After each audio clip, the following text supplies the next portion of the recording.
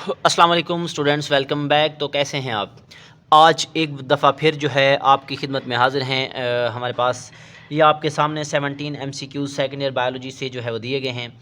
आपने एक एक पॉइंट जो है वो समझना है, याद करना है और इंशाल्लाह आप लोगों की मारूज़ी का जो इशू है वो सॉल्व हो जाएगा। तो अगर पहली मारूज़ी की बात की जाए, the excretory product that requires maximum water for its removal.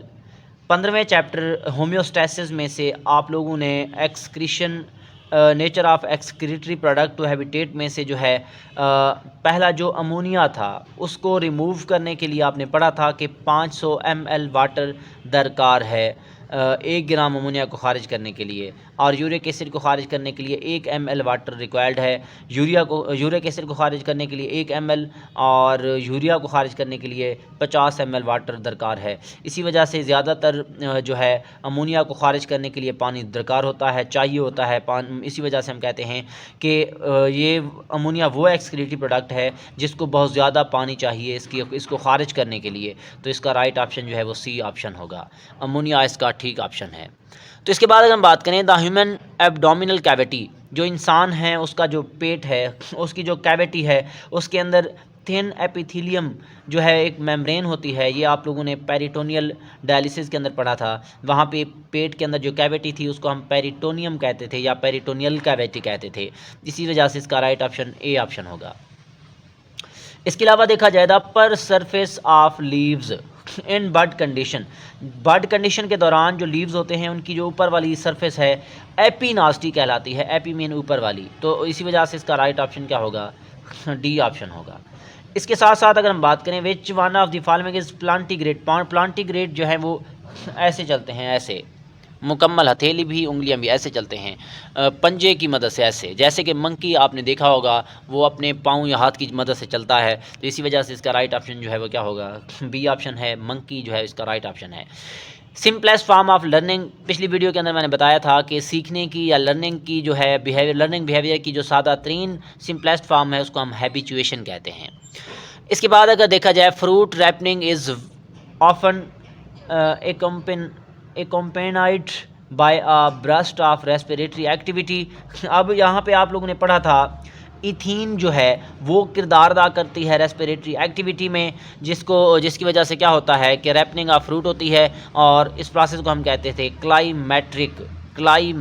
तो इसका राइट ऑप्शन जो है वो बी ऑप्शन है। ये टॉपिक आप जो है 18वें चैप्टर के अंदर रिप्रोडक्शन के अंदर आप देख सकते हैं, वहाँ पे फ्रूट सेट या फ्रूट रैपनिंग के अंदर ये प्रोसेस दिया हुआ है। लास्ट में जो इथीन का किरदार है वहाँ पे। इसके अलावा देखा जाए लेबर पेन, फीमेल के अंदर जो लेबर पेन होता है उसको कंट्रोल करने के लिए उनके पास हार्मोन बनता है जिसको हम ऑक्सीटोसिन कहते हैं, ऑक्सीटोसिन हार्मोन, और इसी की वजह से बच्चे की बर्थ होती है। Apical dominance is caused bye, जहन में रखेंगे एपिकल डोमिनेंस हमेशा ऑक्सीजन की वजह से जो है होती है। तो इसका राइट ऑप्शन ए ऑप्शन होगा।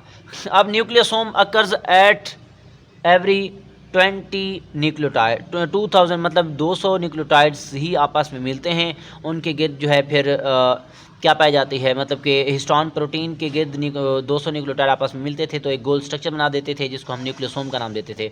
इसी वजह से इसका राइट ऑप्शन सी ऑप्शन होगा।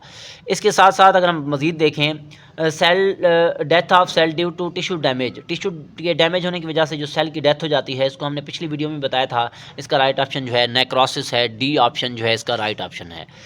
इसके बाद मज़ीद अगर देखा जाए ड्यूरिंग सेल डिवीजन के दौरान जो न्यूक्लियस की तकसीम होती है उसको हम नाम देते हैं किस चीज़ का? कैरियोकाइनेसिस का। जो साइटोप्लाज्म की तकसीम होती है उसको हम कहते थे साइटोकाइनेसिस, लेकिन यहाँ पे क्या राइट ऑप्शन होगा? ए ऑप्शन राइट ऑप्शन होगा। ABO ब्लड ग्रुप सिस्टम को किसने डिस्कवर किया था? कार्ल लैंडस्टेनर ने। तो इसका राइट ऑप्शन बी ऑप्शन है। इसके साथ साथ देखा जाए वो एंजाइम जो दिलचस्पी के जीन को काटने के लिए इस्तेमाल होता है, बार बार पढ़ चुके हैं आप लोग, रिस्ट्रिक्शन एंडोन्यूक्लियस एंजाइम। तो इसका राइट ऑप्शन जो है वो सी ऑप्शन है। इसके साथ साथ देखा जाए प्लांट्स की जो स्पीशीज़ हैं उनमें से उनकी इंडेंजर स्पीशीज़ जो हैं कितनी रिकॉर्ड की गई हैं? 500। ये आप लोग 24वें चैप्टर के अंदर एवोल्यूशन वाले चैप्टर के अंदर आखिरी टॉपिक पे चले जाएं और एंड पे आखिरी लाइन 1-2 लाइनें जो हैं वहाँ पे चले जाएं, लिखा हुआ है 500। इसका राइट ऑप्शन जो है वो डी ऑप्शन होगा।